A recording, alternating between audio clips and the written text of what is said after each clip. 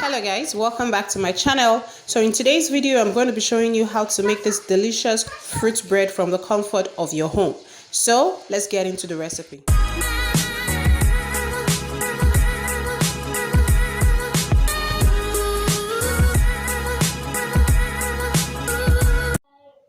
So for this recipe you would need flour, all-purpose flour, sugar, yeast, warm milk, and I'll be using raisins and chopped coconut.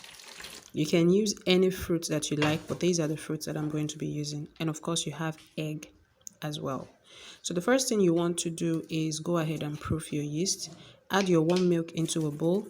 Add in the yeast, a tablespoon of sugar, and some salt. And you're going to cover this for at least 5 minutes till it is all foamy on top. That way your yeast is active and you are sure that your bread is going to rise.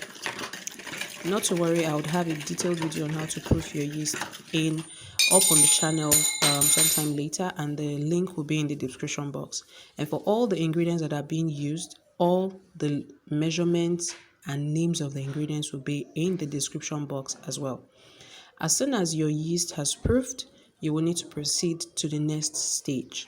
Now you are going to add in some flour, some sugar, more sugar, depending on how sweet you want your bread to be. You add in sugar, your egg, your melted butter, and of course your flour. Mix everything together till you get a soft dough.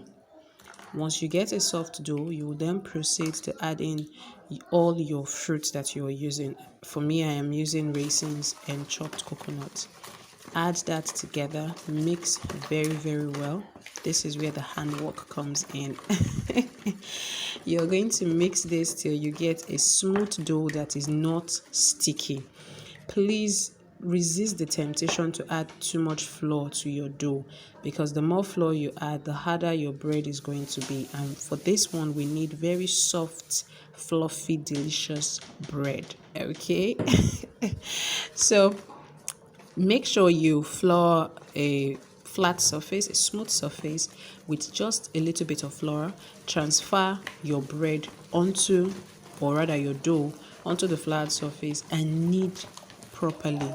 If you can't do this yourself, you can ask someone to help you do it if you have issues with your hands. But I love to do this because it's like a hand exercise for me.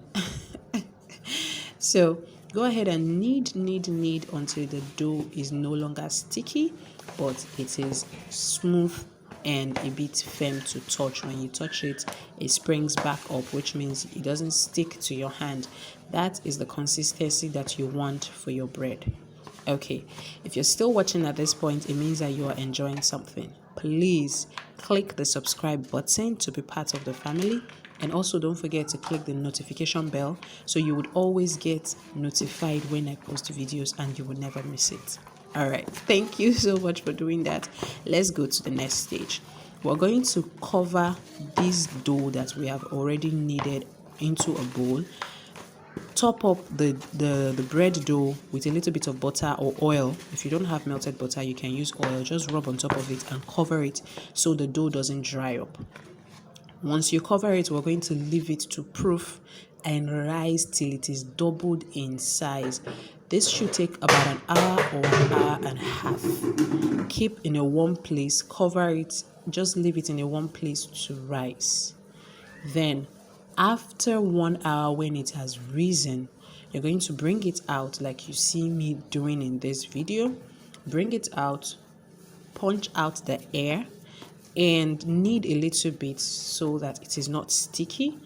Cut into balls, or what looks like balls. Cut them into balls and try to form cut it into balls. For this particular one, I am using my frying pan as my baking pan. You can use any pan that you like, but I am using my frying pan just to show you that you can use virtually anything as your pan. So I'm going to roll up each ball that I have cut out into like a smooth ball, and then place all of them into the pan carefully.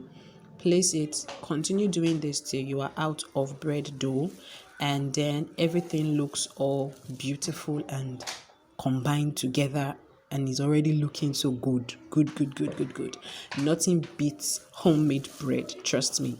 After you make this bread, you will continue making bread yourself. And then the good thing about making bread is that you can choose to add in whatever you want, as in whatever you want into your bread. And you get that satisfaction of knowing exactly how much ingredients went into making your bread. You are sure of the milk, you're sure of the egg, you can control how much sugar you have in your bread, and that is so good. Also, the smell of freshly baked bread in your kitchen, nothing beats that, trust me. Okay, enough rambling about fresh bread. Now I'm getting hungry. Now, after you have placed all your bread rolls into your pan, you're going to cover again to rise for another 30 minutes.